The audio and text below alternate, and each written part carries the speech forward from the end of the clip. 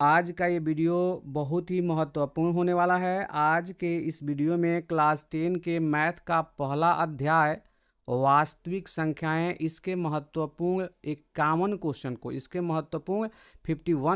को जो है हम देखने वाले हैं और पूरा डिस्कस करेंगे और बहुत ही अच्छे तरीके से एक अच्छे टेक्निक और ट्रिक का प्रयोग करके सारे ऑब्जेक्टिव क्वेश्चन को समझने वाले हैं। तो चलिए वीडियो की शुरुआत करते हैं। वीडियो शुरू करने से पहले एक और बात का ध्यान रखेंगे, यदि वीडियो अच्छा लगता है, वीडियो से लाभ मिलता है तो वीडियो को लाइक करें। चैनल पर नए हैं तो चैनल को सब्सक्राइब करके बेल आइकन को दबा दें ताकि जो भी नई वीडियो आए तो उसके नोटिफिकेशन आपको समय से मिल सके और वीडियो देखकर आप लाभ उठा सकें। चलिए हम पहले क्वेश्चन को देखते हैं। पहला क्वेश्चन में दिया हुआ है, निम्नलिखित में से कौन अभाज्य संख्या है। तो अभाज्य संख्या उसे कहते हैं जिसमें एक से और स्वयं उसी संख्या से भाग लगता है, इसके अलावा किसी और संख्या से भाग नहीं लगता है, वो अभाज्य संख्या होता है।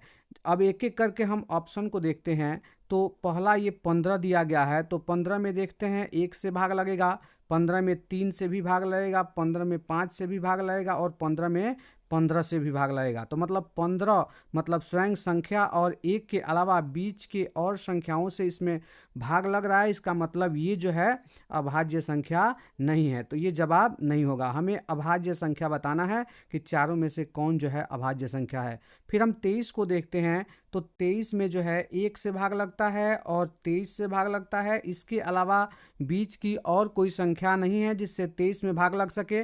तो जिसमें 1 से और स्वयं उसी संख्या से भाग लगता है उसे ही जो है हम अभाज्य संख्या कहते हैं। मतलब 23 जो है एक अभाज्य संख्या है। तो पहला का जो है ऑप्शन बी सही है।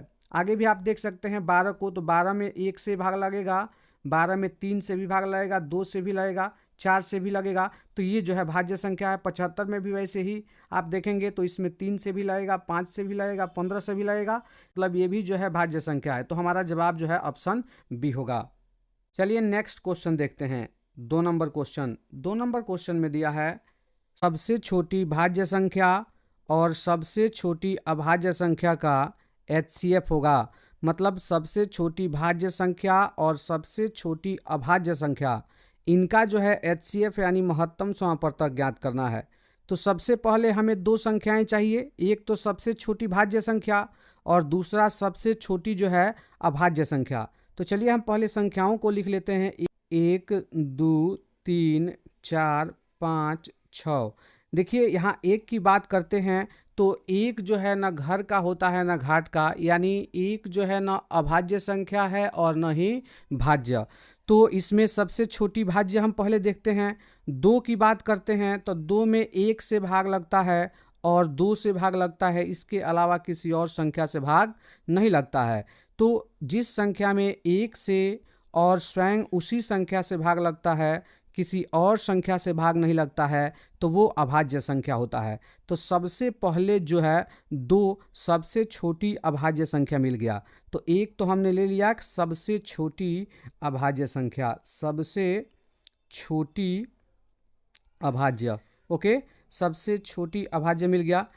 अब हम सबसे छोटी भाज्य संख्या को देखते हैं। तो आगे 3 एक अभाज्य संख्या है, क्योंकि इसमें भी 1 और 3 से ही भाग लगेगा, तो ये अभाज्य हुआ।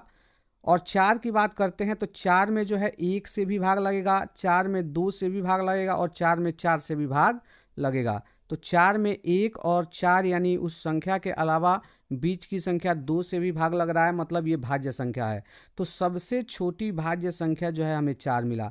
तो सबसे छोटी भाज्य संख्या 4 हुआ और सबसे छोटी अभाज्य संख्या 2। इसी का महत्तम समापवर्तक यानी HCF निकालना था, तो इसका HCF निकाल देते हैं।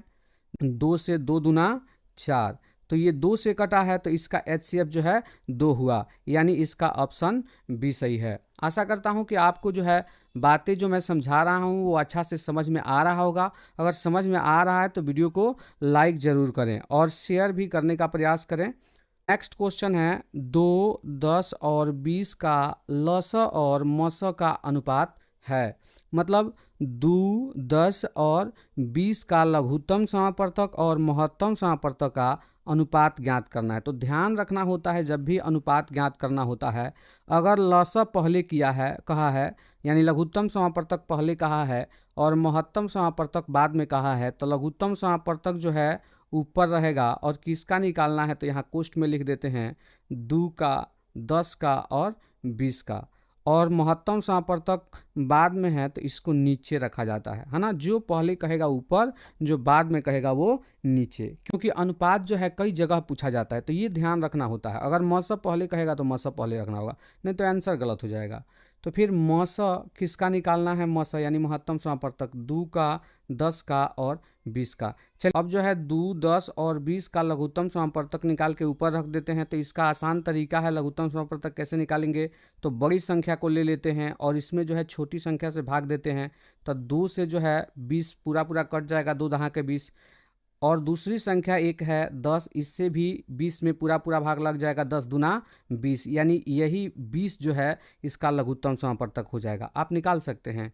महत्तम समापवर्तक भी बहुत ही आसान ट्रिक से ज्ञात कर सकते हैं। जैसे 2, 10 और 20 का हमें महत्तम समापवर्तक ज्ञात करना है तो देखते हैं कि किस संख्या से ये सभी संख्याएं कट रहा है। तो 2 से कट रहा है, 2 एकम 2, 2 पचे 10, 2 दहा के 20। और कोई संख्या नहीं है जिससे ये फिर से तीनों कट सके, नहीं तो फिर कटाते। यहाँ ये ध्यान रखेंगे, एक से कटाने से कोई फायदा नहीं होता है। तो आप बताइए 2 से तीनों कटा, 2 एकम 2, 2 पचे 10, 2 दहा के 20, अब कटने वाला नहीं है। तो जितना से ये तीनों कटा वही जो है इसका HCF यानी महत्तम समापवर्तक हो जाएगा।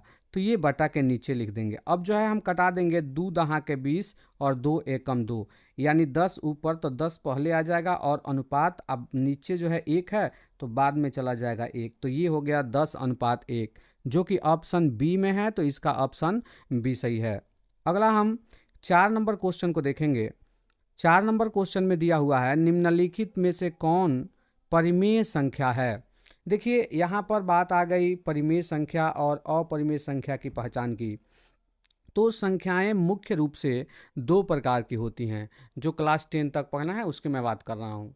तो संख्याएं जो है कितनी प्रकार की होती हैं, 2 प्रकार की होती हैं। एक परिमेय संख्या और दूसरा जो है अपरिमेय संख्या। राइट, यहाँ हम समझ लेते हैं अच्छा से, अपरिमेय संख्या। राइट, तो परिमेय संख्याओं में किस प्रकार की संख्याएं आती हैं, तो जिन संख्याओं को हम p/q के रूप में यानी बटा के रूप में बदल सकते हैं उन्हें जो है हम परिमेय संख्याएं कहते हैं, और जिन्हें हम p/q के रूप में नहीं बदल सकते हैं उन्हें जो है अपरिमेय संख्या कहते हैं। लेकिन यहाँ ध्यान रखना होता है कि p और q जो है ये पूर्णांक होना चाहिए। सबसे पहले ये q कभी 0 नहीं होता है, मतलब हर 0 नहीं होना चाहिए, ये आप ध्यान रखिएगा। हर जो है कभी 0 नहीं होना चाहिए। और यहाँ p पूर्णांक होना चाहिए और q पूर्णांक होना चाहिए, मतलब p और q रूट में नहीं होना चाहिए, ये बात ध्यान रखा जाता है। तो चलिए हम समझ लेते हैं कि कौन कौन सी संख्याएं परिमेय संख्याएं होती हैं। तो परिमेय संख्याएं दशमलव की संख्याएं होती हैं, है ना। इसे जो है हम भिन्न यानी बाटा के रूप में बदल सकते हैं। 2.75 कह सकते हैं, इस पे रेकरिंग हो मतलब बार बार रिपीट हो तो ये भी जो है परिमेय संख्याएं होती हैं। बट्टा में कोई संख्याएं दी गई हों तो ये भी जो है परिमेय संख्याएं होती हैं। माइनस में कोई संख्याएं हैं तो भी परिमेय संख्याएं होती हैं, है ना। मतलब भिन्न में हो और माइनस में हो तो भी परिमेय संख्याएं होती हैं। तो दशमलव की संख्याएं, भिन्न की संख्याएं, ऐसे भी जनरल जो संख्याएं होती हैं उनमें एक हम लगा सकते हैं। जैसे 5 लिखा हुआ है तो 5 में जो है हर में 1 लगा सकते हैं, तो 5 भी परिमेय संख्या होता है। ठीक है, हम अपरिमेय संख्याओं को समझ लेते हैं क्योंकि ये बहुत ही कम क्षेत्र में होता है और इसे हम आसानी से समझ सकते हैं। तो जब हम अपरिमेय संख्या समझ जाएंगे तो उसके अलावा जो आएगा सब परिमेय संख्या होगा। इसको बारीकी से हम समझ लेते हैं। अगर इसको समझ लिए तो आपको अपरिमेय संख्या और परिमेय संख्या में अंतर करना बहुत ही आसान होगा और इससे परीक्षा में क्वेश्चन ज़रूर आता है। तो इसे ध्यान से समझ लीजिए कि कौन कौन सी संख्याएं अपरिमेय संख्याएं होती हैं। जैसे यहाँ रूट में लिखा हुआ है 30, राइट, रूट में 30 लिखा हुआ है। ये रूट से जब तक पूर्णतः बाहर नहीं आएगा, एक तरह से हम रूट को पिंजरा कहें तो पिंजरा से जब तक पूरी तरह से संख्याएं बाहर नहीं आएंगी तो वो जो है अपरिमेय संख्या ही होता है। जैसे 30 जो है जैसे यहाँ रूट 30 है तो इससे जो है 30 बाहर पूरी तरह से नहीं आएगा, तो ये जो है एक अपरिमेय संख्या है। यहाँ हम लिख दे 25 तो 25 का वर्गमूल 5 हो जाएगा, पूरा जो है रूट से बाहर यानी पिंजरा से बाहर आ गया, तो ये जो है परिमेय संख्या हो गया। लेकिन ध्यान दीजिएगा यहाँ पे मैं लिख देता हूँ 50, तो 50 लिखता हूँ तो 50 को हम लिख सकते हैं 2 गुणे 25, राइट। तो 25 का 5 तो बाहर आ जाएगा, लेकिन रूट के अंदर 2 रह गया। तो अगर रूट रह रहा है तो वो सीधे सीधे अपरिमेय संख्या होता है। मतलब जो पिंजरे के अंदर संख्या है, कैलकुलेशन के द्वारा पिंजरे से बाहर यानी रूट से बाहर नहीं आता है, तो वो सीधे सीधे अपरिमेय संख्या हो गया। हाँ, अभी भी रुक जाइए। एक यहाँ पे और भी होता है, जैसे 2.033 ऐसे अगर रिपीट हो, जैसे 1 3 यहाँ 2 3 यहाँ 3 3, फिर आगे 4 3 और उसके आगे 5 3 ऐसे हो, तो ये भी एक अपरिमेय संख्या होता है। तो दो प्रकार की संख्याओं को आपने समझा जो अपरिमेय संख्या होता है। एक जो रूट से बाहर न निकले, रूट से पूर्णतः बाहर माने पूरा पूरा बाहर न निकले, और दूसरा इस प्रकार की दशमलव वाली संख्याएं, जैसे आप देखिएगा यहाँ पर 4.55555 बार बार रिपीट हो, तो इसको हम भिन्न के रूप में बदल सकते हैं, इसमें कोई दिक्कत नहीं है। लेकिन इस प्रकार रिपीटेशन के साथ, मतलब बार बार आने के साथ साथ बढ़ती जाए संख्या, जैसे 3 3 यहाँ बढ़ा है, तो ये जो है अपरिमेय संख्या होता है। इससे हम p/q के रूप में नहीं बदल सकते हैं। तो ये बात आप ध्यान में रखिएगा। तो आप समझ गए होंगे कि जो संख्याएं रूट के अंदर रहे, रूट से पूर्णतः बाहर न निकले, माने पूरा पूरा बाहर न निकले, और दूसरी प्रकार की संख्या इस प्रकार का दशमलव जो बार बार रिपीट हो और संख्या बढ़ते जाए, इसे भी हम बटा के रूप में नहीं लिख सकते हैं। तो ये दो प्रकार की संख्याएं अपरिमेय संख्याएं होती हैं, और एक पाई जो होता है ये अपरिमेय संख्या होता है। ठीक है, तो चलिए अब हम क्वेश्चन की ओर चलते हैं और क्वेश्चन को समझते हैं कि कौन अपरिमेय संख्या है। अगर हम रूट 64 की बात करें तो इसका वर्गमूल जो है 4 होता है, तो रूट से पूर्णतः बाहर निकल गया, तो ये एक परिमेय संख्या है। सॉरी, इस क्वेश्चन के टाइपिंग में गलती हो गया है, परिमेय संख्या नहीं है, यहाँ पर क्वेश्चन है, ध्यान रखिएगा। इनमें से कौन परिमेय संख्या नहीं है, या पूछेगा कि कौन अपरिमेय संख्या, उसे चुनना है। तो ये आपका परिमेय संख्या हो गया। फिर 9 की बात, फिर रूट 9 की बात करते हैं तो 9 का वर्गमूल 3 होता है, तो ये भी परिमेय संख्या हो गया। अब इसकी बात करते हैं रूट 1, तो 1 का वर्गमूल 1 होता है, प्लस रूट 25 है तो 25 का वर्गमूल 5 होता है, तो 5 1 6 हो गया, ये भी परिमेय संख्या हो गया। रूट 23 की बात करते हैं तो यहाँ जो है 23 रूट से बाहर नहीं निकलेगा, यानी इसे हम p/q के रूप में भी नहीं बदल सकते हैं, तो यही जो है एक अपरिमेय संख्या है। तो मैं आशा करता हूं कि आपने बहुत ही अच्छा से समझा होगा, और आपको इससे जुड़ा हुआ यानी अपरिमेय और परिमेय संख्या की पहचान से जुड़ा हुआ कोई भी क्वेश्चन आएगा तो आप बहुत ही आसानी से बना लीजिएगा। देखिए, जो नए नए क्वेश्चन आ रहे हैं तो उसमें मैं ज़्यादा समय दे के समझा रहा हूँ, ताकि आगे जो क्वेश्चन आएंगे उसमें बहुत ही आसानी होगी। और देखिए, समय दे के प्रश्नों को नहीं समझिएगा ना, तो आपको बनाने में बहुत ही परेशानी होगी, और कम समय में समझ के आप आगे भी बढ़ जाइएगा, तो बाद में जो है ना, जब बनाना होगा ना, तो पता चलेगा कि आप भूल गए। ठीक है ना, तो किसी भी प्रश्न को आप समय देके अच्छा से समझने का प्रयास कीजिए। चलिए हम 5 नंबर क्वेश्चन को देखेंगे।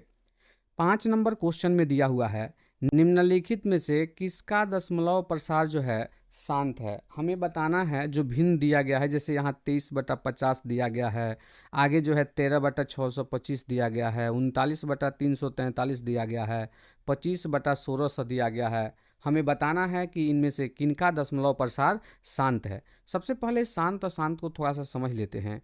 जैसे ऊपर यहाँ पे 5 है और नीचे 4 है, 4 से 5 में भाग देते हैं तो यहाँ 4 एकम 4 होगा, 1 बचा, दशमलव देंगे तो 0 उतर जाएगा, 4 दूना 8 हुआ, 2 बचा, और यहाँ पे दशमलव दे दिए हैं तो 0 उतरता जाता है एक एक ठो, तो यहाँ 4 पचे 20, ये पूरा पूरा कट गया, राइट। तो ये जो है 1.25 दशमलव का जो प्रसार है ये शांत है, बिल्कुल यहाँ पे आके कट गया। लेकिन जब जो है हम 10 में जो है 3 से भाग देते हैं, जैसे मान लीजिए कि 10/3 होता है ना, तो इसमें जब भाग देते हैं 3 से, तो 3 3 9, 1 बच जाएगा, दशमलव देंगे 0 उतरेगा, फिर 3 3 9, फिर 1 बचेगा, फिर ये 3 3 9 होगा। तो ऐसे ये जो है अनंत तक जाएगा, कभी ये कटेगा नहीं। तो इसी को बोला जाता है कि ये इसका दशमलव प्रसार जो है अशांत है। तो इसी तरह हमें बताना है कि किसका दशमलव प्रसार शांत है और किसका अशांत। लेकिन हम ये तरीका नहीं अपनाएंगे कि भाग दे दे के देखेंगे, बहुत ज़्यादा समय लग जाएगा। ठीक है ना, इसके कुछ आसान टिप्स है जिसे मैं लिख कर समझा देता हूँ, आपको लाइफ में कभी भी कोई दिक्कत नहीं होगी कि शांत अशांत पहचानने में आपको कभी परेशानी हो। तो ये बात आप ध्यान रखिएगा। तो चलिए ध्यान से इसे समझिए कि कैसे आप जो है ये दिमाग में हमेशा के लिए बना सकते हैं, दिमाग में हमेशा के लिए रख सकते हैं कि किसी भी भिन्न को देखकर सिर्फ बता दें कि उसका दशमलव प्रसार शांत है कि अशांत। तो उसके लिए यहाँ ध्यान दीजिएगा, एक नंबर में सबसे पहला काम करना होता है, जो भी भिन्न मतलब बटा में दिया है, जैसे 23/50 है तो इसको सरलतम रूप में लिखना होता है। मतलब कटने वाला है तो कटा दीजिए, जैसे 23 से 50 कटने वाला है तो कटाइए। तो सेम संख्या से 23 और 50 तो कटने वाला है नहीं, तो नहीं कटने वाला है तो इसे छोड़ देंगे, है ना। तो सबसे पहला काम होता है सरलतम रूप में करना। भिन्न को किस रूप में करना? सरलतम रूप में। दूसरा काम हमारा क्या होता है? हर का गुणनखंड करना। हर का गुणनखंड, हर का गुणनखंड, राइट। हर का गुणनखंड करेंगे। और तीसरा, गुणनखंड में अगर 2 है, सिर्फ अगर 2 है, गुणनखंड में नीचे सिर्फ 2 गुणा के रूप में आ रहा है ना, हर में, तो वो शांत होगा। वो निश्चित रूप से, जैसे मैंने भाग दे के दिखाया, आप भाग दीजिएगा, निश्चित रूप से शांत होगा, ठीक है। चौथा बात कि अगर हर में सिर्फ 5 आ रहा है ना, गुणा के रूप में, एक आए चाहे अनेक, तो भी शांत होगा। फिर हम ये पांचवी बात कर लेते हैं कि 2, 5 दोनों मिला के आए। 2, 5 दोनों मिला के, एक भी 2 हो सकता है, 5 भी 5 हो सकता है, एक भी 5 हो सकता है, कई 2 हो सकता है। मतलब कुल मिला के ये समझना है कि 2 और 5 होना चाहिए, इसके अलावा कुछ और नहीं होना चाहिए। तो ये सभी शांत होते हैं। सबसे पहला काम कि भिन्न को सरलतम रूप में, मतलब कट रहा है तो कटा दीजिए, ये तो काम आपको करना है। नहीं कट रहा है तो छोड़ दीजिए, जैसे हम सभी का चेक करेंगे एक एक करके और आपको समझाएंगे। और हर का गुणनखंड करने के बाद अगर हर में सिर्फ 2 आ रहा है तो इसका दशमलव प्रसार शांत होगा। और हर में सिर्फ 5 आ रहा है अगर गुणा के रूप में, तो भी शांत होगा। और 2, 5 मिला के आ रहा है तो भी क्या होगा? उसका दशमलव प्रसार शांत ही आएगा। लेकिन इसके अलावा अगर कोई संख्या और आ गया साथ में, तो समझिए कि उसका दशमलव प्रसार जो है अशांत होगा, राइट। जैसे हम 23/50 को देखते हैं, तो 23/50 में अगर हम देखते हैं तो 23 और 50 किसी संख्या से कटने वाला तो है नहीं, सरलतम रूप में पहले से ही है, तो इसको सरलतम रूप में बनाने की कोई आवश्यकता नहीं है। अब हर का गुणनखंड कर लेते हैं, तो कर लेते हैं। 23/50 का क्या होगा? 2 गुणे 5 गुणे 5, 2 पचे 10 पचे 50। आप फैक्टर भी निकाल सकते हैं ऐसे 50 का। 2 से 25 दूना 50, फिर 5 से 50 25, तो 2 ठो 5 आया और 1 ठो 2, तो आप ऐसे भी निकाल सकते हैं। अब यहाँ हम देख रहे हैं कि हर में क्या आया है? 2 और 5, तो सिर्फ 2 और 5 आए तो इसका दशमलव प्रसार कैसा होगा? शांत होगा। यानी 50 से 23 में अगर हम भाग करते हैं, 50 से 23 में भाग करते हैं, तो दशमलव में जो आएगा वो पूरा पूरा कट जाएगा, है ना, बार बार रिपीट होने वाला नहीं आएगा, तो शांत हो गया। हमें जवाब में चुनना है अशांत, जो अशांत होगा वही जवाब होगा। अब 13/625 को देखते हैं, तो 13 और 625 तो कटता नहीं है किसी सेम संख्या से, तो अब इसकी, ये तो पहले से सरलतम रूप में है। अब हम हर का फैक्टर करेंगे, तो हर का फैक्टर करेंगे 625 का, तो आप कर लीजिएगा। 625 का होता है 50, 25 पचे 125 पचे 625, मतलब 4 ठो 5 आएगा, राइट। कितना ठो? तो 4 ठो 5 आएगा। तो सिर्फ 5 आ रहा है, तो हर में सिर्फ 5 आएगा तो भी इसका दशमलव प्रसार क्या होता है? शांत होता है। फिर हम देख लेते हैं 39/343 का, 39/343 का। तो आप ध्यान दीजिएगा, 39/343 हमने लिखा है, तो यहाँ जो है 39 से 343 कटने वाला नहीं है, ये भी सरलतम रूप में है, तो कोई दिक्कत नहीं है। यहाँ देख लीजिए सरलतम रूप में है, तो यहाँ जो है 343 का फैक्टर करते हैं, तो 343 का फैक्टर आएगा 7 गुणे 7 गुणे 7, तो ये बिल्कुल क्या होगा? अशांत होगा। ध्यान दीजिए, ये क्या होगा? अशांत, क्योंकि यहाँ पर जो हमने नियम आपको बताया, तो उसमें हर में सिर्फ 2 आना चाहिए, या सिर्फ 5 आना चाहिए, या फिर 2, 5 मिला के आना चाहिए, इसके अलावा कुछ होना ही नहीं चाहिए। तो इसके अलावा इसमें 7 आ रहा है, इसका मतलब जो है ये अशांत है, मतलब यही जवाब होगा। इसका ऑप्शन जो है सी सही होगा। अब देखिए 1600 का देखेंगे 25 का, तो इसका भी आप देख सकते हैं, यहाँ मैं समझा देता हूँ। ये 25 अब बटा 1600 की बात करते हैं, तो 25 का तो 50/25 होगा, चूंकि ये कटने वाला है इसलिए ऊपर फैक्टर करके लिख देते हैं, या कटा ही देते हैं। चलिए 5 से कटा देता है, 50/25। आइए 5 से कटेगा 5 तिया 15, 5 तिया 15, 1 5 दूना 10 0, फिर 5 से कटेगा 5 छक्का 30 और 5 चौका 20, तो 1/64 हो गया। 1/64 की बात करेंगे तो 64 क्या होता है? 2 दूना 4 दूना 8 दूना 16 दूना 32 दूना 64, तो सिर्फ 2 ही आएगा हर में। इसका मतलब इसका भी दशमलव प्रसार क्या है? शांत है। तो हमें बताना था कि निम्नलिखित में से किसका दशमलव प्रसार जो है अशांत है? तो इसमें जो है 39/243 का दशमलव प्रसार जो है अशांत है। तो यही हमारा जवाब होगा ऑप्शन सी। आशा करता हूं कि आपने बहुत ही अच्छा से ये समझा होगा कि कैसे किसी भी भिन्न को हम बहुत ही आसानी से बता सकते हैं कि उसका दशमलव प्रसार शांत है अथवा अशांत। चलिए हम अगले 6 नंबर क्वेश्चन को देखते हैं। 6 नंबर क्वेश्चन में दिया हुआ है, यदि ए और बी अभाज्य संख्याएं हैं तो ए और बी का लसअ यानी लघुत्तम समापवर्तक कितना होता है। ठीक है ना। तो हम कुछ उदाहरण लेके समझते हैं कि कैसे हम बता सकते हैं कि एक ए और दूसरा बी संख्या हो और किस प्रकार की संख्या हो, अभाज्य संख्याएं जो किसी संख्या से कटती नहीं है, एक और उस संख्या को छोड़कर, तो उसका कैसे जो है हम लघुत्तम समापवर्तक, उसका लघुत्तम समापवर्तक जो है क्या होता है ये बताना है। तो एक संख्या ले लेते हैं हम 5 और दूसरी संख्या ले लेते हैं 7। तो ये दोनों अभाज्य संख्याएं हैं। चूंकि अभाज्य संख्या की बात किया है, अब इनका एलसीएम निकालना है। क्या आप एलसीएम निकाले हैं? बिल्कुल, आपने एलसीएम निकालना, लघुत्तम समापवर्तक निकालना सीखा होगा। तो जब भी ऐसी संख्याएं जो किसी संख्या से नहीं कटती हैं तो उसका एलसीएम उसका गुणा ही हो जाता है। मतलब 5 में 7 से गुणा करेंगे तो 5 7 35 इसका एलसीएम आएगा। इसी तरह और कोई संख्या लेके देखते हैं, जैसे हम 7 ले लेते हैं और 11 ले लेते हैं। राइट, ये दोनों अभाज्य संख्याएं हैं। चूंकि ए को भी अभाज्य कहा है और बी को भी अभाज्य कहा है तो दोनों तो अभाज्य ही लेना होगा। हम उदाहरण लेके समझते हैं कि उनका एलसीएम क्या होता है। तो यहाँ हमें दिख रहा है साफ साफ कि एलसीएम अभाज्य संख्याओं का गुणा ही उनका एलसीएम हो जाता है। 7 11 का भी ट्राई करते हैं तो इनका एलसीएम मतलब कटेगा ही नहीं, मतलब इनका गुणा, मतलब 7 और 11 को गुणा कर दें, 11 7 77, तो यही जो है 11 और 7 का एलसीएम होगा। यानी ए और बी अभाज्य संख्या है और इनका एलसीएम निकालना है तो इनका गुणा कर देना पड़ेगा, यानी ए गुणे बी, यही जो है अभाज्य संख्या। चूंकि प्रश्न में ये बात कहा है कि ए और बी अभाज्य संख्या है, तो जैसे इन संख्याओं का गुणा ही इनका एलसीएम होता है, वैसे ही इनका भी गुणा ही इनका क्या होगा, एलसीएम। तो ए और बी का गुणा करेंगे तो ए बी जो है इनका क्या हो जाएगा, एलसीएम हो जाएगा, जो कि ऑप्शन सी में दिया है। तो इसका जो है ऑप्शन सी सही है। चलिए हम अगला क्वेश्चन देख लेते हैं। 7 नंबर क्वेश्चन। 7 नंबर क्वेश्चन में दिया हुआ है, दो लगातार सम संख्याओं का मस है।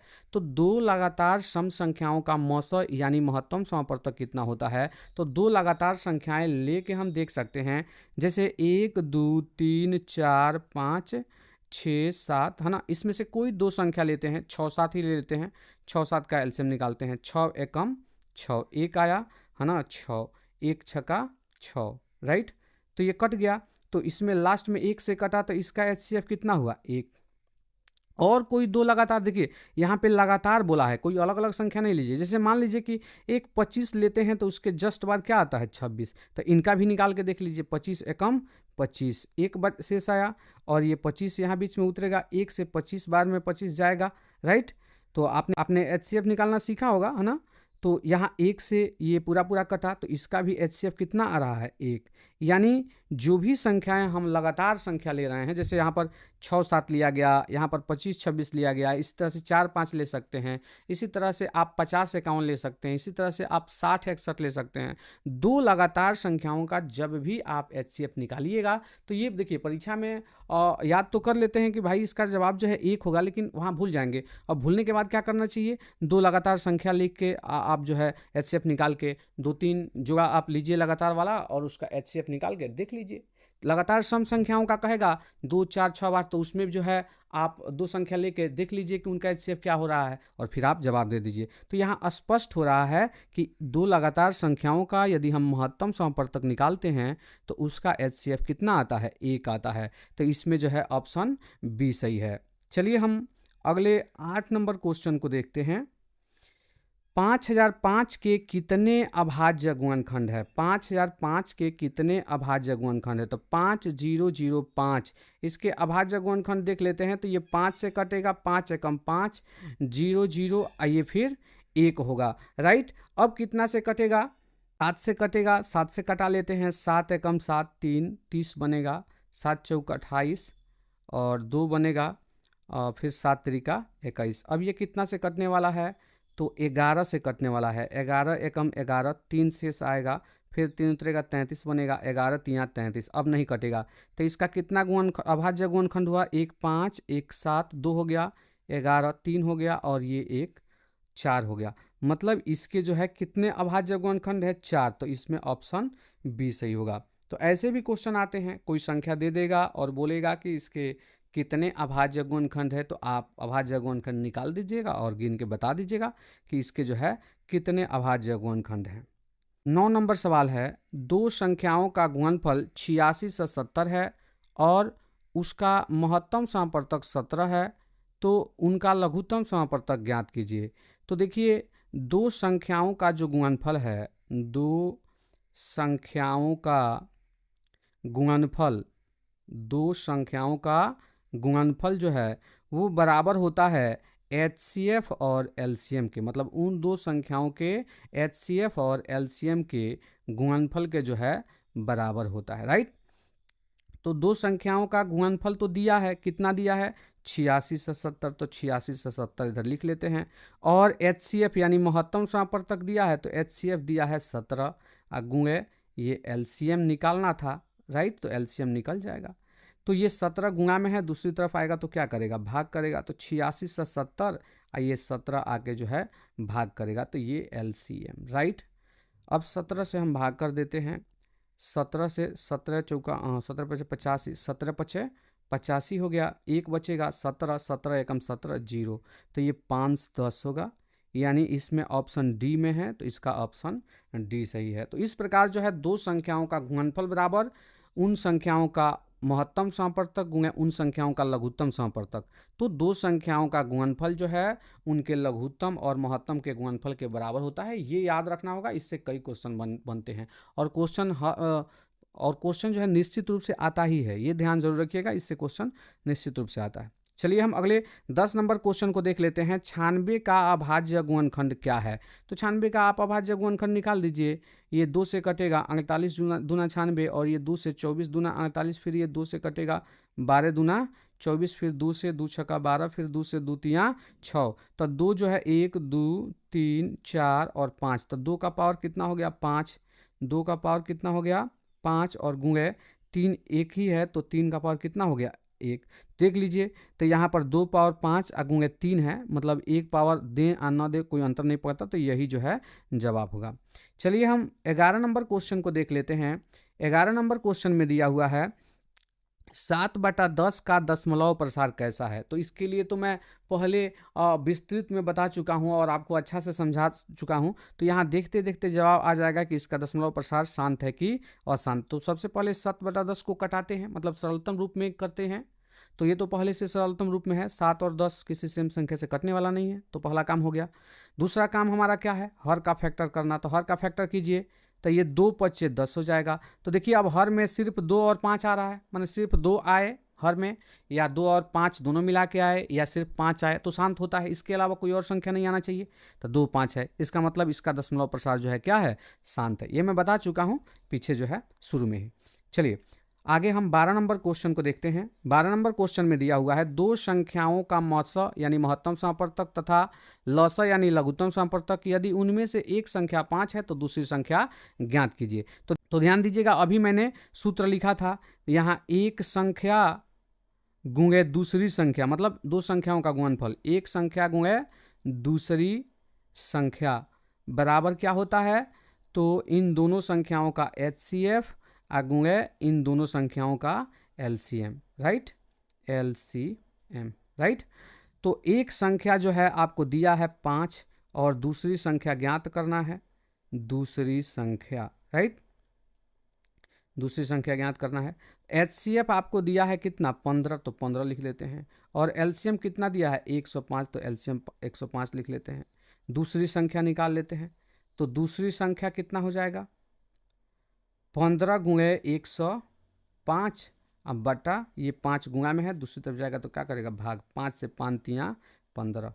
अब 3 से जो है 105 में गुणा हो जाएगा, तो 105 में 3 से गुणा करेंगे तो कितना हो जाएगा 315, जो कि ऑप्शन सी में है, तो इसका ऑप्शन सी सही होगा। तो आप ये सूत्र ध्यान में जरूर रखिएगा, दो संख्याओं का गुणनफल बराबर उनका महत्तम समापवर्तक, HCF को मस यानी महत्तम समापवर्तक कहते हैं, और LCM को हिंदी में लसा यानी लघुत्तम समापवर्तक कहते हैं।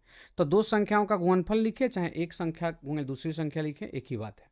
चलिए हम 13 नंबर क्वेश्चन देखेंगे। 13 नंबर क्वेश्चन में दिया हुआ है निम्नलिखित में कौन अपरिमेय संख्या है। अब यहाँ पे हमें अपरिमेय संख्या बताना है। अपरिमेय संख्या और परिमेय संख्या की पहचान जो है विस्तृत रूप से मैं पहले ही शुरू में ही क्वेश्चन को बहुत अच्छा से डिस्कस करके जो है बताया हूँ, है ना।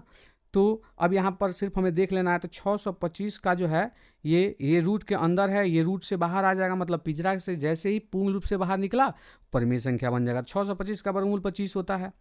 225 की वर्गमूल की बात करें तो 15 15 हाँ 215 होता है, और 81 का वर्गमूल 9 होता है। 125 की बात करें तो देखिए इसका फैक्टर होगा 5 गुणे 5 गुणे 5, राइट। तो जोड़ा के बदले तो एक निकल गया, लेकिन एक जो है रूट के अंदर रह गया, मतलब पूर्ण रूप से ये पिंजरा से यानी रूट से बाहर नहीं निकला, यानी ये जो है एक अपरिमेय संख्या है। अगला हम 14 नंबर क्वेश्चन को देखते हैं। 14 नंबर क्वेश्चन में दिया हुआ है यदि n एक प्राकृत संख्या है तब रूट n क्या होगा। n एक प्राकृत संख्या है। आप प्राकृत संख्या को जानते हैं, नेचुरल नंबर 1 2 3 4 5 ये अनंत तक जाता है, मतलब प्राकृत संख्या 1 से शुरू होता है और अनंत अनंत तक जाता है। तो n एक प्राकृत संख्या है तो रूट n क्या होगा। तो सबका रूट लगा के देखते हैं। 1 का रूट करेंगे तो कितना होगा, 1 आएगा, 1 का वर्गमूल 1 होता है।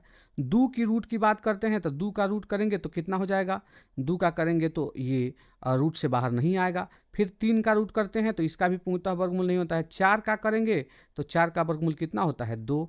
तो यहाँ हम देखते हैं कि कुछ जो है परिमेय संख्या आ रही हैं और कुछ जो है अपरिमेय संख्या आ रही है। देखिए 1 2 परिमेय हुआ और यहाँ पे अपरिमेय भी हुआ, मतलब कुछ रूट से बाहर निकल रहा है और कुछ रूट से बाहर नहीं निकल रहा है। मतलब अगर n एक प्राकृत संख्या है, रूट n कर दें यानी उनका वर्गमूल लगा दें, तो उसमें कुछ परिमेय संख्या आएंगी और कुछ जो है अपरिमेय संख्या आएंगी, यानी इसका ऑप्शन सी सही होने वाला है, कभी परिमेय संख्या और कभी अपरिमेय संख्या। चलिए हम 15 नंबर क्वेश्चन देखेंगे। किसी पूर्णांक p के लिए विषम संख्या का रूप है। ये भी मैंने बताया है, ऑफलाइन क्लास की बात कर रहा हूँ। तो यहाँ बताना है हमें कि कौन जो है विषम संख्या के रूप में है। तो देखिए यहाँ 2p+1 है, यहाँ 2p है, यहाँ p है, यहाँ p+1 है।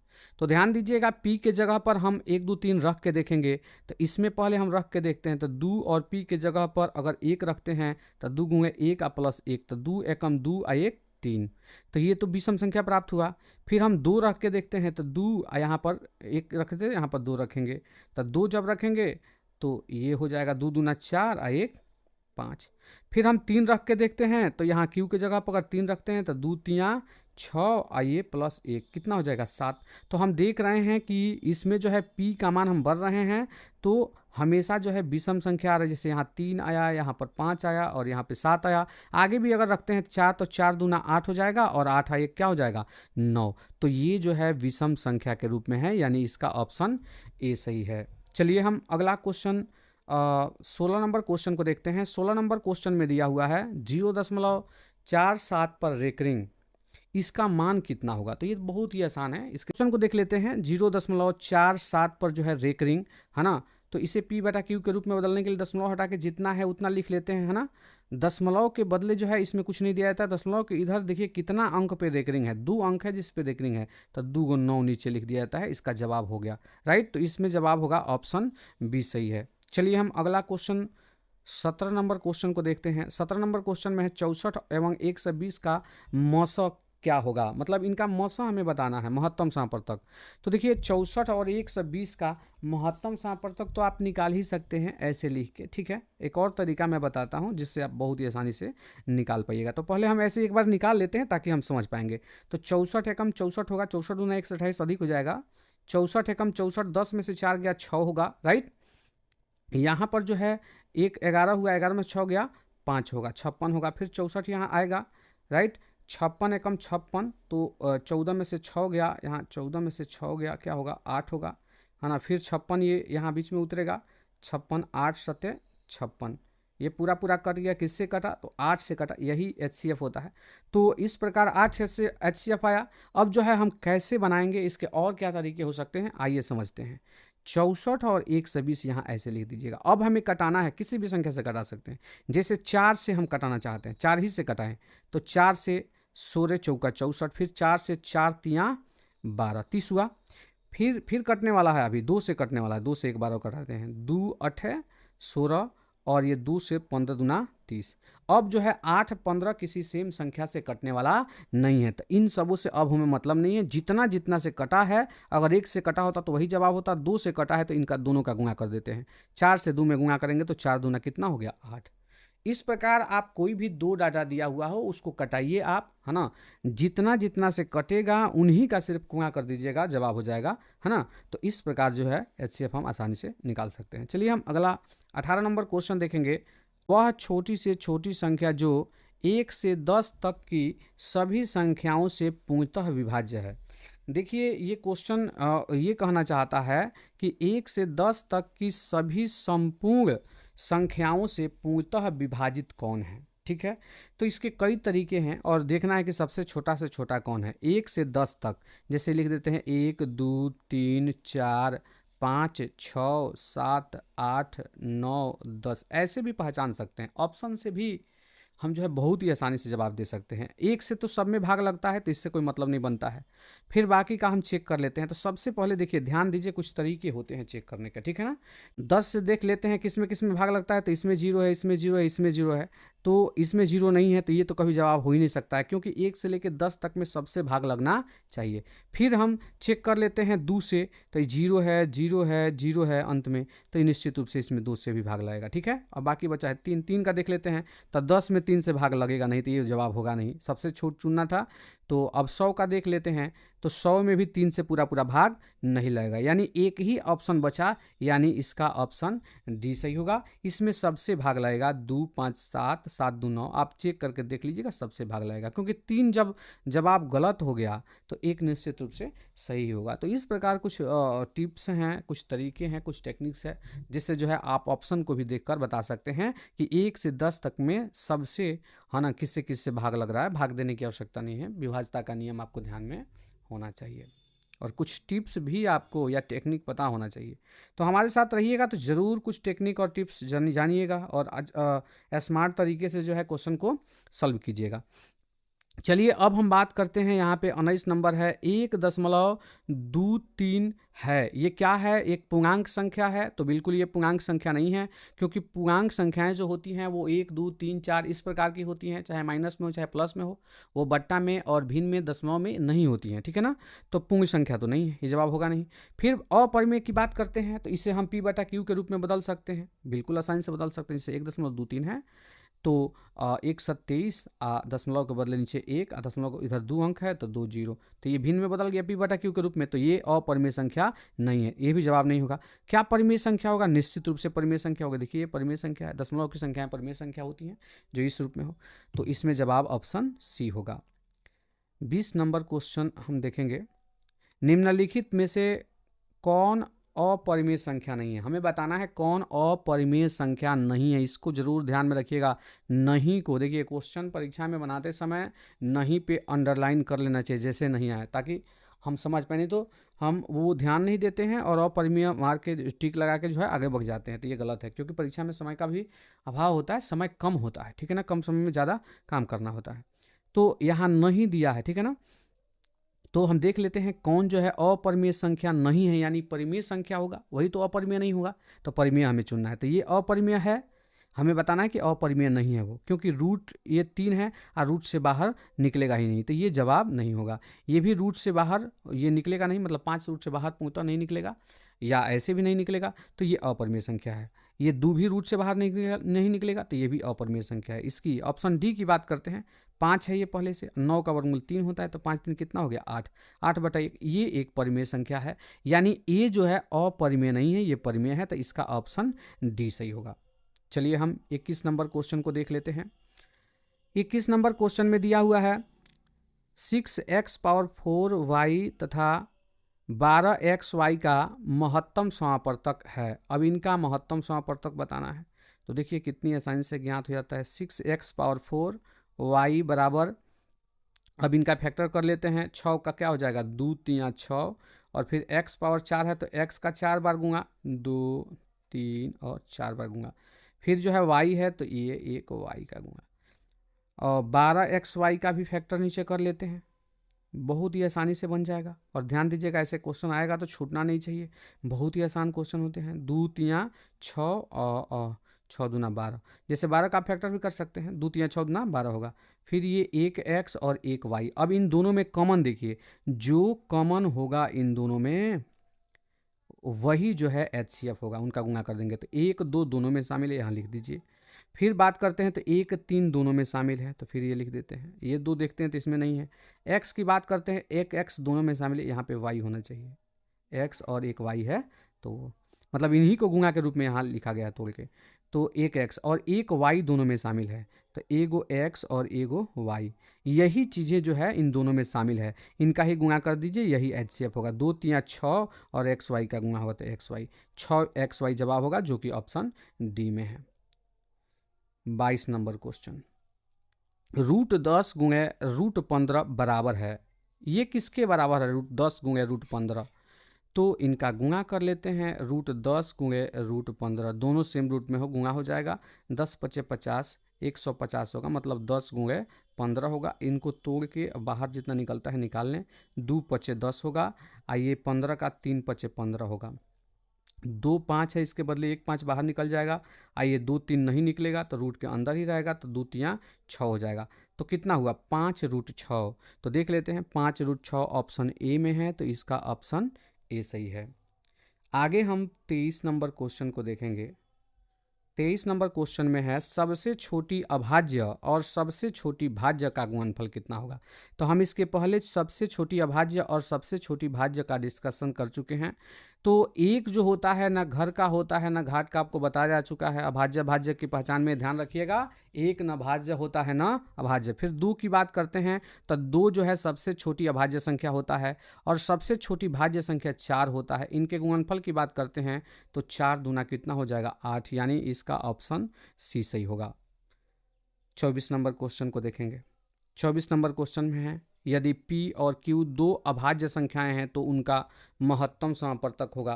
तो इसके पहले भी ये क्वेश्चन बन चुका है, ये क्वेश्चन रिपीट हो गया एक बार और, है ना। वहाँ पर A और B दिया गया था, राइट, है ना, लेकिन वो कुछ और था, ये ध्यान रखिएगा, उसमें एलसीएम बताना था। अब यहाँ पर बोला गया है P और Q 2 अभाज्य संख्या है, तो लीजिए कोई अभाज्य संख्या।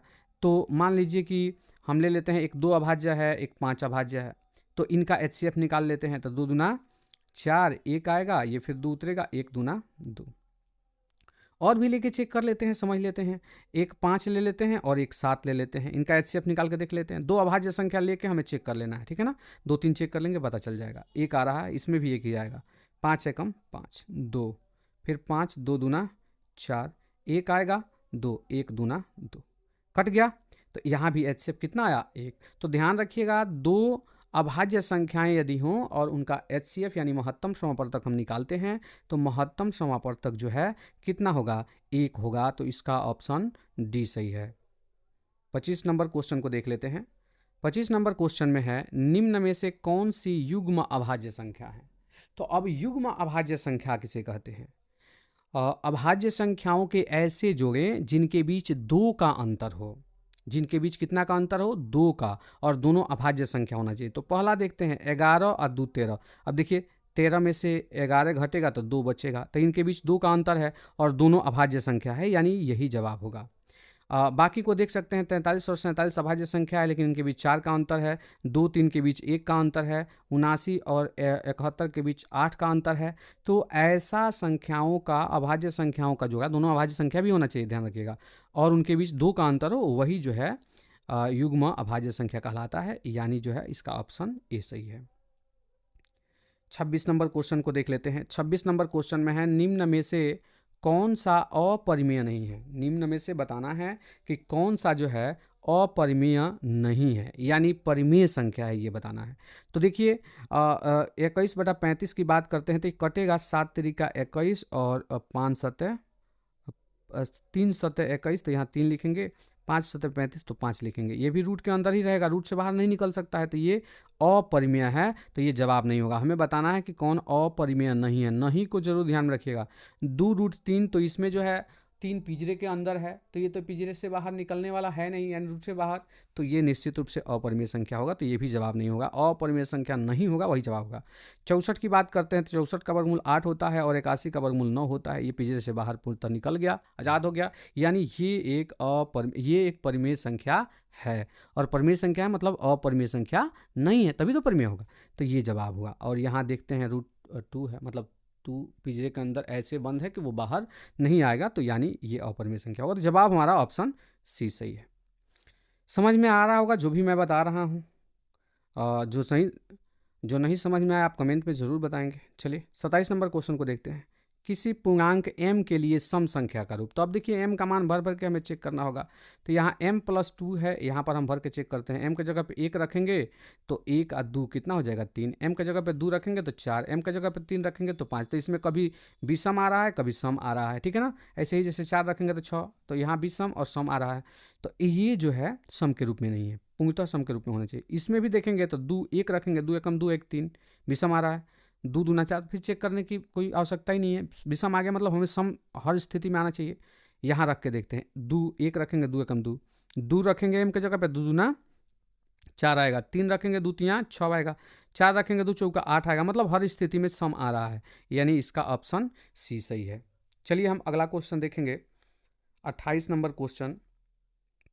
28 नंबर क्वेश्चन में दिया हुआ है 3.20 200 230, फिर आएगा 240, फिर आएगा 2 1 2 3 4 5 0, ऐसे ही ये बढ़ते जाएगा। तो इसे जो है हम बट्टा के रूप में यानी भिन्न के रूप में यानी परिमेय संख्या के रूप में नहीं बदल सकते हैं, और ऐसे संख्याओं को अपरिमेय संख्या कहा जाता है। इसी प्रकार का दशमलव जो है ये अपरिमेय संख्या होता है, ध्यान रखिएगा। तो इसमें जो है एक अपरिमेय संख्या है, यानी इसका ऑप्शन डी सही है। 29 नंबर हम क्वेश्चन को देखते हैं। निम्नलिखित में से किसका दशमलव प्रसार शांत है? हमें बताना है कि किसका दशमलव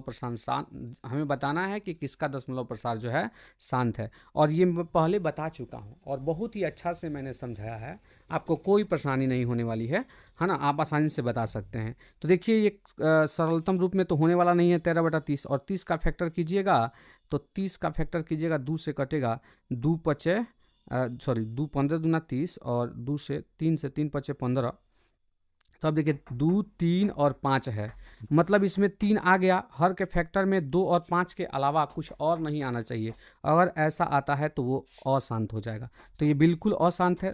हमें चुनना है कि शांत कौन है, राइट। क्वेश्चन को ध्यान से जरूर पढ़ना चाहिए। 17/8 की बात करते हैं तो 8 का फैक्टर कीजिएगा तो 17, चूंकि 17 8 कट भी नहीं रहा है, सबसे पहला काम हमारा कटाना होता है, मतलब सरलतम रूप में करना। 8 का फैक्टर करेंगे तो 2 दूना 4 दूना 8, तो सिर्फ 2 आ गया हर में, यानी इसी का दशमलव प्रसार क्या है, शांत है, तो यही जवाब होगा। बाकी को भी आप चेक कर सकते हैं, इसमें तो 7 कूंगे 7 आएगा हर में, तो ये तो बिल्कुल नहीं होगा, ये अशांति होगा। और 70 में अगर बात करते हैं तो कटेगा भी, 5 3 15, कटेगा, हाँ 3 5 15 और 14 5 70, फिर भी हम देखते हैं तो 3 और 14 का 2 7 आ जाएगा, मतलब 7 आ गया, तो ये क्या होगा, अशांत, मतलब इसमें ऑप्शन बी ही सही है, ठीक है। 30 नंबर क्वेश्चन में है 156 के अभाज्य गुणनखंड में 2 का अधिकतम घात है, मतलब 2 का अधिकतम घात क्या होगा, तो 156 का फैक्टर निकाल दीजिए, 2 से कटेगा, 2 7 14, 1 2 8 16, फिर 2 से 2 3 6, 1 2 9 18, 3 से 13 3 39, है ना। तो आप देखेंगे 2 का अधिकतम घात इसमें क्या है, 2 है, मतलब 2 बार 2 आया है, यहाँ गलती तो नहीं हुआ है, फिर देख लें एक बार, 2 7 14, 1 2 8 16, नहीं गलती नहीं हुआ है, और 2 3 6, 1 2 9 18, 3 से 3 एकम 3 3 3 9, ठीक है। तो 2 का अधिकतम घात कितना होगा, 2, मतलब ये बताना था कि 2 जो है इसमें 2 का घात कितना होगा सब मिला के, ठीक है ना। तो 2 बार है तो 2 का घात 2 ही होगा। चलिए आगे क्वेश्चन देखते हैं हम। 31 नंबर क्वेश्चन, 31 नंबर, ये टोटल 51 क्वेश्चन है ना, थोड़ा सा स्लो मैंने जो है ये समझाने का प्रयास किया है, ताकि कमज़ोर से कमज़ोर विद्यार्थी भी अच्छा से समझ सकेंगे, ठीक है। तो इस बात का जरूर ध्यान रखिएगा। 31 नंबर क्वेश्चन को देखते हैं। 2 क्रमिक सम संख्याओं का HCF होगा, क्रमिक सम संख्याओं का, तो देखिए 2 4 6 8 10 12, ये क्रमिक सम संख्याएं अनंत तक जाती हैं, तो कोई दो ले लीजिए, जैसे इन दोनों को ले लेते हैं, 4 6 का, तो 4 एकम 4, 2 4, 2 दूना 4। मतलब हमें बताना था कि दो क्रमिक सम संख्याओं का एचसीएफ कितना होगा महत्तम समापवर्तक, तो यहाँ 2 आया, बाकी कोई दो ले लीजिए, और जैसे 10 12 ले लेते हैं, कोई भी लीजिएगा इतना ही आएगा, ध्यान रखिएगा।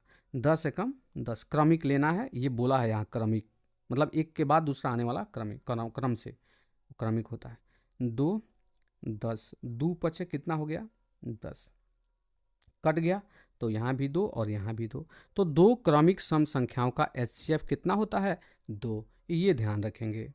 32 नंबर क्वेश्चन को देख लेते हैं। तो 32 जो है इसको भी मैं समझा चुका हूँ, पाई एक अपरिमेय संख्या होता है। अपरिमेय संख्या 3 प्रकार की ही आती हैं मुख्य रूप से। एक तो जो पिंजरे यानी रूट से बाहर पूर्णतः न निकले वो अपरिमेय होता है, और दूसरा जो है पाई अपरिमेय है। तीसरा जो है ऐसी दशमलव की संख्याएं जो रिपीट होने के साथ साथ अपनी संख्या को बढ़ाती जाती हैं, तो वो जो है हम पी बटा क्यू के रूप में नहीं रख सकते हैं। तो ये 3 प्रकार की संख्याएं जो हैं ये अपरिमेय संख्याएं होती हैं। तो पाई पाई पाई एक अपरिमेय संख्या है। चलिए हम अगला क्वेश्चन देख लेते हैं। 33 नंबर क्वेश्चन। 33 नंबर क्वेश्चन में दिया है दो परिमेय संख्याओं के बीच कितनी अपरिमेय संख्याएं हो सकती हैं। तो आप ध्यान दीजिएगा, दो परिमेय संख्याएं हैं, इसके बीच जो है हम जितना चाहें उतनी अपरिमेय संख्या ज्ञात कर सकते हैं, यानी इसका जवाब होगा अनंत। दो परिमेय संख्याओं के बीच अनंत परिमेय संख्याएं ज्ञात कर सकते हैं, ये जरूर ध्यान रखिएगा। चलिए हम अगला क्वेश्चन देख लेते हैं। 34 नंबर क्वेश्चन। 34 नंबर क्वेश्चन में दिया हुआ है निम्नलिखित में से कौन भाज्य संख्या है। आपको बताना है कि कौन भाज्य संख्या है। तो 2 की बात करते हैं, तो 2 में जो है 1 से भाग लगेगा और 2 से। तो जिस भी संख्या में 1 और स्वयं उसी संख्या से भाग लगे, इसके अलावा किसी और संख्या से भाग न लगे, तो वो एक अभाज्य संख्या होता है। तो ये तो अभाज्य हुआ, भाज्य नहीं हुआ, तो ये जवाब नहीं होगा। 5 की बात करते हैं, तो 5 में भी 1 से लगेगा और स्वयं यही संख्या 5 से लगेगा, तो ये भी अभाज्य संख्या है, हमें भाज्य चुनना है, तो ये भी जवाब नहीं होगा। 9 की बात करते हैं, 9 में 1 से लगेगा, 9 से लगेगा, इसके अलावा 3 से भी लगेगा, इसका मतलब ये जो है भाज्य संख्या हो गया। तो इसमें ऑप्शन सी सही होगा। और 11 जो है एक अभाज्य संख्या, आपको पता ही है, उसमें 1 और 11 के अलावा किसी और संख्या से भाग नहीं लगेगा। फिर हम आगे बात करते हैं। 625 के अभाज्य गुणनखंड में 5 का अधिकतम घात कितना होगा। तो 625 का फैक्टर कर लीजिए। वैसे भी इसका होता है 5 25 5 125 5 625। तो इसमें जो है 5 का पावर कितना होगा 4। तो 5 का अधिकतम घात कितना हुआ 4, यानी इसका ऑप्शन डी सही है। चलिए हम अगला क्वेश्चन देखते हैं। 36 नंबर क्वेश्चन। 36 नंबर क्वेश्चन में दिया हुआ है निम्नलिखित में किसका दशमलव प्रसार शांत है। तो हमें बताना है किसका दशमलव प्रसार शांत है। इसको मैं बहुत ही अच्छा से समझा चुका हूँ शुरू में ही, है ना। तो वहाँ समय लगा, लेकिन अब समय नहीं लगेगा। तो एक बार आप समझ लीजिएगा, कोई भी चीज़ अच्छा से आपके दिमाग में चला जाएगा, तो आप आसानी से कम समय में बना सकते हैं। और आप समय बचाइएगा, है ना। समय नहीं दीजिएगा पढ़ाई में तो परेशानी होगी। आप समझेंगे थोड़ा सा समय के लिए और फिर भूल जाएंगे, तो फिर वैसा काम हमें करना नहीं है। हमें ऐसा काम करना है कि हमेशा के लिए बातें याद रहे और हम उससे जो है सफलता पा सकें। तो ये 15/1600 की बात करते हैं, तो 1600 का फैक्टर कीजिएगा। ये 5 से कटेगा, देख लेते हैं। 15/1600 कट रहा है तो कटा लेते हैं। 3 5 15, ये 5 से कटेगा, 5 3 15, ये 5 दूना 10, 0, है ना। अब नहीं कटेगा, तो सबसे पहला काम कटाना होता है और नीचे वाले का फैक्टर निकालते हैं। 3200 का फैक्टर निकालिएगा। 2 से 16 दूना 32, फिर 2 से 2 8 16, फिर 2 से 40 दूना 80, फिर 2 से 20 दूना 40, फिर हम अब 20 को कटाते हैं, तो 2 से 2 दहा के 20, फिर 2 5 10। तो कितना, ये देखिए सिर्फ 2 आया, है ना, और 5 आया। तो सिर्फ 2 और 5 यदि हर में आ रहा है तो वो उसका दशमलव प्रसार शांत होता है, यानी ऑप्शन ए सही है। इसी का दशमलव प्रसार शांत होगा, बाकी का अशांत होगा। देखिए इसमें 3 आ जाएगा हर में, देखिए इसमें 7 आएगा, इसमें जो है 3 मौजूद है। तो ये मतलब 2 और 5 के अलावा अगर कुछ आ रहा है हर में तो वो अशांत होता है, मैं बता चुका हूँ। चलिए अगला क्वेश्चन देख लेते हैं। 37 नंबर क्वेश्चन। 37 नंबर क्वेश्चन में है निम्नलिखित में कौन परिमेय संख्या है, निम्नलिखित में कौन परिमेय संख्या है? तो देखिए 16 का वर्गमूल कितना, ये भी मैं बता चुका हूँ, बहुत डिस्कस हो चुका है पीछे। 16 का वर्गमूल 4 और 25 का वर्गमूल 5। तो ये रूट से मतलब पिंजरे से पूर्णतः बाहर निकल गया, ये बिल्कुल आज़ाद है अब। तो ये जो है एक परिमेय संख्या है, तो यही जो है हमारा जवाब होगा। बाकी देख लीजिए आप, अपरिमेय संख्या सब है। ठीक है, 29 नंबर क्वेश्चन को देख लेते हैं। दो धनात्मक पूर्णांक a तथा b के लिए a बराबर b q plus r, a बराबर बी क्यू प्लस आर। तो यूक्लिड विभाजन प्रमेयिका से जो है यानी एल्गोरिथम से a बराबर बी क्यू प्लस आर होता है। इसमें जो है कंडीशन होता है 0 से बड़ा और बराबर होगा r, या फिर b से छोटा होगा। इसका मतलब क्या होता है, जिस भी संख्या से हम भाग देते हैं, जैसे 5 से भाग दे रहे हैं और यहाँ पर 48 है, तो 5 से 5 नवा 45, तो या तो शेषफल 0 आता है, 0 भी आ जाता है, और 0 से बड़ा और किससे छोटा होता है, तो जिससे भाग दे रहे हैं उससे कभी भी छोटा शेषफल आता है, याद रखिएगा। तो वही बोला गया, जिससे भाग देते हैं उससे क्या होगा, छोटा। लेकिन ये आर यानी शेषफल जो है, ये आर शेषफल को हम आर बोलते हैं, आर जो है 0 भी आ सकता है और 0 से बड़ा भी हो सकता है, इसलिए बड़ा और बराबर लिखा गया है। तो ये ऑप्शन ए में है, तो इसका ऑप्शन ए सही है। बहुत ही महत्वपूर्ण क्वेश्चन है, ध्यान रखिएगा, इस तरह के क्वेश्चन रह सकते हैं। चलिए हम आगे क्वेश्चन देख लेते हैं। ऐसे तो मतलब इसमें जितना भी मैंने क्वेश्चन लिया है तो अपने से चुन के लिया है कि हर प्रकार के क्वेश्चन आ जाएं और जो भी समझाना हो हम समझा सके। बहुत ज़्यादा क्वेश्चन की यहाँ पे कोई रिक्वायरमेंट नहीं है, इतना ही क्वेश्चन में इतना अच्छा से आपको हर टॉपिक हर पॉइंट से आपको बता दिया गया है कि कभी भी इससे जो है आपका एक भी क्वेश्चन नहीं छूटेगा। आप कहीं भी टेस्ट दे के देख लीजिएगा, इससे एक भी क्वेश्चन नहीं छूटेगा। 39 नंबर क्वेश्चन को देखते हैं। 387/405, ऐसा भी क्वेश्चन एक बार आया था, तो ध्यान रखिएगा, क्योंकि मॉडल पेपर आया था तो उसमें आया था, तो इसलिए ऐसा क्वेश्चन आने की चांसेज हैं। तो ये जैसे कटाना होता है, भिन्न का गुणा आपने सीखा होगा, बटा का गुणा या भिन्न का गुणा, तो उसमें कटाते हैं ना जिस तो यहाँ भी वही काम करना है, सरलतम रूप में कर देना है ना, और वही जवाब होगा।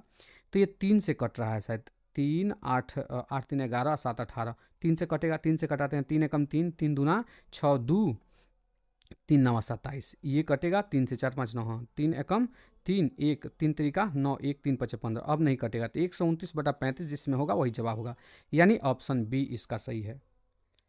40 नंबर क्वेश्चन में है, 40 नंबर क्वेश्चन में है, ये दिया हुआ है आपको 3 पावर 3 गुणे 2 गुणे 5, और यहाँ और हो सकता है ना, और इतना दिया हुआ है आपको 3 पावर 2 गुणे 2 पावर 2 और गुणे 5, इनका मौसक क्या होगा। ये तो बहुत ही आसान है, पहले से ही फैक्टर करके दे दिया है, तो अभाज्य गुणनखंड विधि से जो है बहुत ही आसानी से हम कर सकते हैं। 2 गुणे 5 यहाँ दिया है, मौसक निकालना है हमें, तो हम क्या करेंगे, इसको ऐसे लिख लेंगे, 3 को 3 बार, 1 2 3 बार, और 2 एक ही बार है और 5 एक ही बार है, और इसको जो है ना लिख लेते हैं, 3 2 बार है तो 3 1 2 बार, 2 2 बार है तो 2 2 बार लिख लेते हैं, ठीक है, 5 एक बार है तो 5 एक बार। अब इन दोनों में जो कॉमन होगा उन्हीं का गुणा कर देंगे, वही इनका HCF होगा, राइट। तो 1 3 दोनों में शामिल है, तो एक 3 लिख लीजिए, दूसरा का 3 भी दोनों में शामिल है, तो एक और 3 लिख लीजिए। अब 3 जो है इसमें दोनों में शामिल नहीं है, 2 एक दोनों में शामिल है, तो एक 2 लिख लीजिए, 5 दोनों में शामिल है, तो एक 5 लिख दीजिए। कितना हो गया, 2 5 10 और 3 3 9, 900, राइट, सॉरी एक मिस्टेक हो गया, 2 5 10 और 3 3 9, तो 10 9 कितना 90 होगा। तो इसमें जवाब क्या होगा, 90, यानी इसका ऑप्शन ए सही है। 41 नंबर क्वेश्चन को देखते हैं। 41 नंबर क्वेश्चन में है, ज़्यादा क्वेश्चन नहीं है, बस और 10 क्वेश्चन है। निम्नलिखित में कौन अपरिमेय संख्या है, तो यहाँ 3/5 ये तो परिमेय संख्या है। 16/√4 की बात करते हैं तो 16 का वर्गमूल कितना होता है, 4, और 4 का वर्गमूल 2, 2 चौका 8, तो ये भी परिमेय संख्या हो गया। यहाँ बात करते हैं तो √25 का वर्गमूल 5 और 9 ये वर्गमूल तो है ही नहीं, तो ये भी परिमेय संख्या हो गया, मतलब यही जवाब होगा ऑप्शन सी। तो देख लें, ये 2 जो है पिंजरे का अंदर है, यानी रूट के अंदर है, ये तो कभी बाहर निकलने वाला है नहीं, तो यही हमारा जवाब होगा ऑप्शन सी। 42 नंबर क्वेश्चन की बात करते हैं। 42 नंबर क्वेश्चन में है, निम्नलिखित में कौन अपरिमेय संख्या है, हमें बताना है कौन अपरिमेय संख्या। देखिए 0.3333 बार बार रिपीट हो रहा है, इससे भी हम जैसे 0.3 पर रेकरिंग बोल सकते हैं, जो बार बार रिपीट होता है उसके लिए रेकरिंग देते हैं, तो इससे भी हम P/Q के रूप में बहुत ही आसानी से बदल सकते हैं, तो ये परिमेय संख्या है, ठीक है, जिससे भी हम P/Q के रूप में बदल सकते हैं वो परिमेय संख्या है। 2/7 पर रेकरिंग है, मतलब इसका मतलब वो 4.27 27 2 7 ये बार बार रिपीट हो रहा है, तो इसे भी हम पी बटा क्यू के रूप में बदल सकते हैं। लेकिन यहाँ ध्यान दीजिएगा 0.10, यहाँ 2 जीरो, यहाँ 3 जीरो, इसके बाद 4 जीरो, इसके बाद 5 जीरो, इसके बाद 6 जीरो, ऐसे बढ़ रहा है। इसे हम पी बटा क्यू के रूप में कभी नहीं बदल सकते हैं, और जिसे नहीं बदल सकते हैं उन्हें ही कहा जाता है अपरिमेय संख्या। ठीक है ना, तो यही जवाब होगा। 43 नंबर क्वेश्चन की बात करते हैं। तो 43 नंबर क्वेश्चन आप सभी जानते हैं कि पाई एक अपरिमेय संख्या है, तो पाई के साथ किसी संख्या का गुणा करें या पाई के साथ कोई संख्या बट्टा में हो, ये सब जो है अपरिमेय संख्याएं ही होती हैं। तो इसमें जवाब ऑप्शन ए ही होगा, यानी इसका ऑप्शन ए सही है। ओके, 44 नंबर क्वेश्चन को देखेंगे। 44 नंबर क्वेश्चन में है यूक्लिड विभाजन एल्गोरिथ्म दो धनात्मक पूर्णांक के निम्न में से किसे परिकलित करने की, मतलब ज्ञात करने की तकनीकी है यानी विधि है। तो देखिए, यूक्लिड विभाजन एल्गोरिथम या परिमेयिका से हम दो धनात्मक संख्याओं का क्या ज्ञात करते हैं, HCF यानी महत्तम समापवर्तक ज्ञात करते हैं। बहुत ही महत्वपूर्ण क्वेश्चन है, ध्यान दीजिएगा। तो HCF या मस दिया रहेगा, हमेशा याद रखिएगा, यूक्लिड विभाजन परिमेयिका से दो धनात्मक संख्याओं का HCF ज्ञात किया जाता है। ठीक है ना, महत्तम समापवर्तक ज्ञात किया जाता है। अगला क्वेश्चन देख लेते हैं, 45 नंबर क्वेश्चन, संख्याओं 25 और 50 का HCF और LCM का गुणनफल होगा। तो देखिए, आप सभी जानते हैं HCF और LCM दो संख्याओं का गुणनफल, तो दो से बता चुका हूं। तो दो संख्याओं का गुणनफल तो डायरेक्टली लिख देते हैं, ये 25 गुणे 50 दो संख्याओं का गुणनफल हो गया। ये किसके बराबर होता है, उनके HCF और LCM के गुणनफल के बराबर होता है। आप सभी जानते हैं दो संख्याओं का गुणनफल बराबर उनका HCF गुणे LCM, यही सूत्र होता है, राइट। तो दो संख्याओं का गुणनफल यहाँ कर दिया और इधर HCF और LCM। यहाँ पूछा है HCF और LCM का गुणनफल, तो HCF और LCM का गुणनफल यही ना होगा, प्राप्त ही हो गया। तो HCF और LCM का गुणनफल इनका ही गुणा हो जाएगा, क्योंकि दो संख्याओं का गुणनफल बराबर होता है उनके HCF और LCM के गुणनफल के। तो दो संख्याओं का गुणनफल दिया हो तो वही उनका HCF और LCM का गुणनफल हो जाएगा। अगर दो संख्याओं का HCF LCM का गुणा दिया हो तो वही दो संख्याओं का गुणनफल हो जाएगा। तो यही जवाब हो जाएगा, 25 25 125, 125 पर 1 0, राइट, 1250 कहाँ है देख लीजिए, ऑप्शन बी में है, तो इसका ऑप्शन बी सही है। 46 नंबर क्वेश्चन की बात करते हैं, a प्लस बी का परिमेयकारी गुणांक है। परिमेयकारी मतलब होता है कि परिमेय संख्या बनाने के लिए किससे गुणा करेंगे। तो ध्यान दीजिएगा, आपने पढ़ा है 1/√3 आप प्लस √8 हो, तो इसको क्या करते हैं आप बताइए। इसको परिमेय बनाने के लिए बताया है हमने क्या, तो √3 आई प्लस में है तो माइनस वाले से नीचे गुणा और माइनस वाले से ऊपर गुणा, यही ना किया जाता है। तो इसी तरह a प्लस बी दिया है, a प्लस बी दिया है, मतलब 1/a प्लस बी, तो इसमें किससे गुणा करेंगे आप, a माइनस बी से। अगर ये माइनस में देता तो प्लस से गुणा करते, तो ये प्लस में है तो माइनस वाला जो है इसका जवाब हो जाएगा, यानी इसका ऑप्शन ए सही है।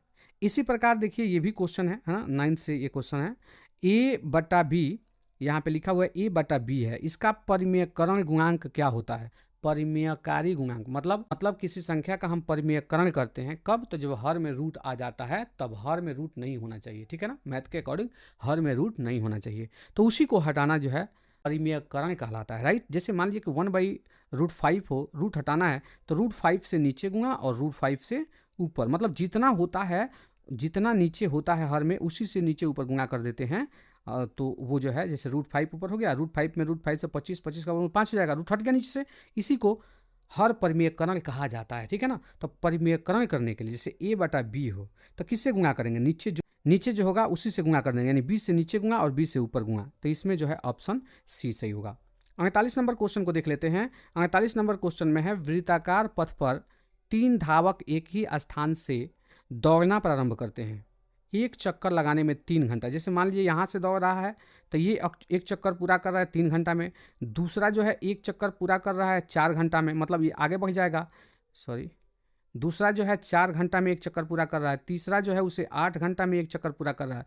तो एक धीमा, उससे एक जो है बहुत तेज है, एक उससे धीमा है, एक उससे धीमा है, ऐसा है। तो कब ये जो है ना आगे पीछे होते हुए भी फिर आगे ना कभी एक साथ मिलेंगे वो, तो वही बोल रहा है कि एक साथ ये तीनों को प्रस्थान बिंदु पर पुनः मिलने में कितना समय लगेगा। तो इसका LCM ही जवाब होता है, ध्यान रखिएगा ऐसे क्वेश्चन का। लाइट वाला भी आता है कि एक लाइट इतने मिनट बाद, दूसरा लाइट इतने मिनट बाद, तीसरा लाइट इतने मिनट बाद जलता है। तो तीनों को एक साथ जलाया गया हो तो आगे पीछे हो ही जाएंगे, क्योंकि अलग अलग टाइम में जल रहे हैं लाइट, अब तीनों ये पुनः कब जलेंगे, तो उनका एलसीएम निकाल देंगे, वही जवाब होता है। तो 3, 4 और 8 का एलसीएम निकालते हैं तो ये 2 से कटेगा, 3 2 चौका 8, 2 दूना 4, 2 चौका 8, फिर 2 से कटेगा, 3 2 कम 2, 2 दूना 4, तो 2 दूना 4, 4 3 12, 12 3 दूना 24, मतलब 24 घंटे बाद ये पुनः एक साथ, जैसे प्रारंभिक स्थिति से तीनों दौड़ना शुरू किए थे वहाँ एक साथ मिलेंगे। तो ये 24 घंटा जवाब होगा, यानी इसका ऑप्शन डी सही है। अगला क्वेश्चन देख लेते हैं। सबसे छोटी अभाज्य संख्या है, तो 1 2 3 4 5 चेक कर लेते हैं सबसे छोटी अभाज्य संख्या कौन होता है। तो एक को तो याद रखिएगा, मैंने बताया है कि भाज्य अभाज्य में जब भी आता है कि सम विषम में गिनती होता है, लेकिन भाज्य अभाज्य में गिनती, तो भाज्य अभाज्य के लिए ना घर का होता है ना घाट का, है ना। तो ये भटकते रहता है, मतलब किस कहीं इसका स्थान नहीं मिलता है, ना भाज्य में ना अभाज्य में, तो इसको तो देखना भी नहीं है। आंख नजरों के सामने आते आते इसको गा देना है, भाज्य अभाज्य में इसको चुनना ही नहीं है, ठीक है ना। 2 की बात करते हैं, तो 2 को देखते हैं, इसमें जो है 1 से लगता है, स्वयं इसी संख्या 2 से भाग लगता है, बीच के किसी संख्या से भाग नहीं लगता है, यानी 2 एक अभाज्य संख्या है। तो सबसे छोटी अभाज्य संख्या क्या हुआ, 2, यानी इसका ऑप्शन सी सही है। आगे हम 50 नंबर क्वेश्चन की बात कर लेते हैं। एक लास्ट क्वेश्चन, और मैंने 51 क्वेश्चन लिया था जो शुभ है, तो इस व्यू में मैंने 51 क्वेश्चन ले लिया। यूक्लिड विभाजन एल्गोरिथ्म 2 धनात्मक पूर्णांकों के निम्न में किसे परिकलित, यहाँ गलती हो गया है, परिकलित, क्वेश्चन तो रिपीट हो गया, बिल्कुल बिल्कुल रिपीट हो गया है, परिकलित करने की तकनीक है। तो यूक्लिड विभाजन एल्गोरिथ्म या अपरमेयिका से जो है हम क्या HCF ज्ञात करते हैं, यानी महत्तम समवर्तक। तो ये तो पहले क्वेश्चन बन चुका है। चलिए 51 नंबर लास्ट क्वेश्चन है, लास्ट क्वेश्चन को हम देख लेते हैं। लास्ट क्वेश्चन है, संख्या रेखा पर प्रत्येक बिंदु क्या प्रदर्शित करता है। तो आप सभी जानते हैं संख्या रेखा पर किसको दिखाया जा सकता है, दशमलव की संख्या को भी दिखा सकते हैं, रूट वाली संख्या को भी दिखा सकते हैं, मतलब संख्या रेखा पर हम अपरिमेय और परिमेय संख्याओं को दिखा सकते हैं, और यानी कि हम संख्या रेखा पर परिमेय संख्या अपरिमेय संख्या दोनों को दिखा सकते हैं, यानी वो एक वास्तविक संख्या है, क्योंकि वास्तविक संख्या का ही 2 भाग होता है, परिमेय और अपरिमेय। तो संख्या रेखा पर जब दोनों को दिखा सकते हैं, मतलब वो क्या है, एक वास्तविक संख्या है, यानी इसका ऑप्शन डी सही होगा। तो ये पूरा डिस्कस के साथ वीडियो था, मेरे बताने के तरीके थे, समझाने के तरीके थे। आप वीडियो में कमेंट करके ज़रूर बताइएगा कि मेरे समझाने के तरीके जो थे और टिप्स जो थे, मेरे जो टेक्निक थे, तरीके थे, आपको कैसा लगा, अच्छा लगा, समझ में आया, नहीं आया, वो सारी बातें कमेंट में ज़रूर लिखिएगा। और ईमानदारी से आपको वीडियो अच्छा लगा हो, वीडियो से लाभ मिला हो, तो वीडियो को लाइक ज़रूर कर देंगे, और आप फेसबुक, व्हाट्सएप और स्टेटस में वीडियो के लिंक ज़रूर लगाएं, और प्रयास करें कि ज़्यादा से ज़्यादा लोग इसको देख सकें। चलिए धन्यवाद, मिलते। चलिए उन सभी विद्यार्थियों को बहुत बहुत धन्यवाद जो अभी तक रुके हुए थे और वीडियो को पूरा देखे हैं। वीडियो को जो पूरा देखे हैं, मैं गारंटी देता हूं कि उनको बहुत लाभ होने वाला है, फ्यूचर में भी बहुत लाभ होने वाला है। तो चलिए इसी के साथ आज का ये वीडियो यहीं पे समाप्त करते हैं, फिर से मिलेंगे किसी अगले नए वीडियो में नए विषय के साथ।